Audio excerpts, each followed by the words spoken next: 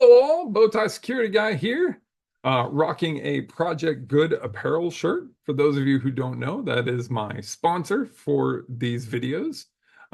They send me cool nerd shirts. I record cool content, and we're all about the message of doing good and just trying to help people out. Project Good has a lot of charities, a lot of awesome groups that they support.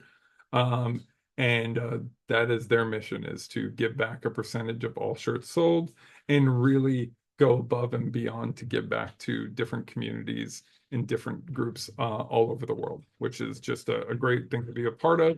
And this is their latest meetup shirt that they sent me. And I'm super excited to rock it because I'm a huge fan of the brand and what they represent.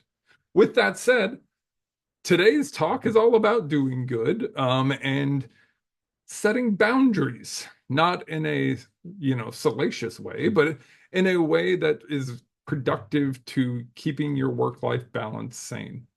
Many people I talk to, myself included, um, are very guilty of creating leaders that are allowed to message you, contact you 24/7 for the most mundane and foolish things. I have gotten much better at that as my career has gone on, but very early on, I would be answering questions at 2 o'clock in the morning, and it was just life. I worked 24/7, and that's just what my life was for a decade. It was acceptable. It's what I believed was okay. And it's just simply not. You can't function that way. Also, it's very illegal to work a salary employee 70 to 80 hours a week. You're not allowed to do that in most states. But in a short-term burst, sure, you're gonna have that happen, especially within cybersecurity. Things get a little crazy. You're working an incident. I get it. But what's not okay is that long-term 12 to 13-hour days indefinitely. That is not sustainable. What you're doing is you're hiding problems on your team because your leader just goes, "Oh, we don't need anybody else. We're doing fine. We're keeping everything going." Yeah, because your team is killing themselves to make you successful. And I will tell you this, no one, including yourself, will remember why you did it. It's not something you're going to get excited about. It's not something you're going to tell your friends about. Um, the only people who are going to remember that you weren't there is your family. The only people who are going to remember that you didn't go hang out are your friends. And the only person who's going to suffer is you because your mental fortitude and your mental agility is going to be impacted. Taking time to disconnect from work and setting clear, defined boundaries with your leader is a very, very good way to continue to be successful at the job. If your leader is constantly demanding things from you 24/7 answers because they are disorganized, it is because they do not have their things together and they are relying on you to fill in those gaps. That is not your job. Do your best to support them during business hours, and for critical things, set those boundaries of what that looks like. I will check emails up until X time. If after this time you need me, call me at X time. If you have a leader who is working you constantly 60 to 80 hours, I know right now it's not easy to leave, but you should really consider doing so. If you've had those conversations, you've explained that you're experiencing burnout and nothing has changed. I've been in those roles. I've experienced those conversations. And to say they are disheartening would be an understatement. They are absolutely soul killing. You no longer want to come to work. You barely want to do your job. You don't even want to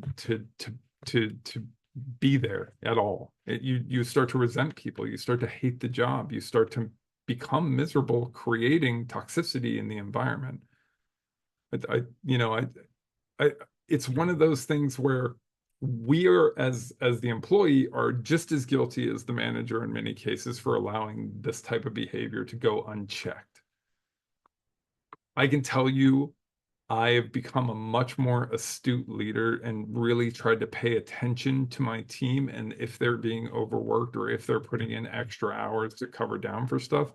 And I've made it very clear to my team, we are not going to kill ourselves for the job. If you're putting in 45, 50 hours a week, That's a good weeks of work. If you're putting in 60 to 70, 80 hours a week, that is indicative of a problem that we need to solve. Maybe with more automation, maybe with more process, maybe with something else. But hiding the issue by working and killing yourself is not helping anyone. You're not helping your team. You're not helping your company. There is no value there. The only thing that that's going to lead to is attrition and burnout. So set those boundaries clear, defined with your leader early on. I have done that now with every job for the last several years, and it has been just lovely because they know that if they're going to message me at 7 p.m. at night, I'm not going to read that email or respond to it until the morning. And if they need me to, they can send me a text and say, hey, can you take a look at that email? I need a quick response on it. That's totally fine. But what's not fine is when that consistency of just absolute every minute, every night, you're getting hit up. You never get time to relax. That time, disconnecting from work is the best time to solve your technical issues that are really complex because your mind starts operating on a different wavelength. Once you start to lose that stress, you start thinking about problems differently. You start solving problems differently. So if you're constantly working your employees to a point of breaking and there is no end in sight, stop because you're not getting the best out of your employees. They're not giving you 150%.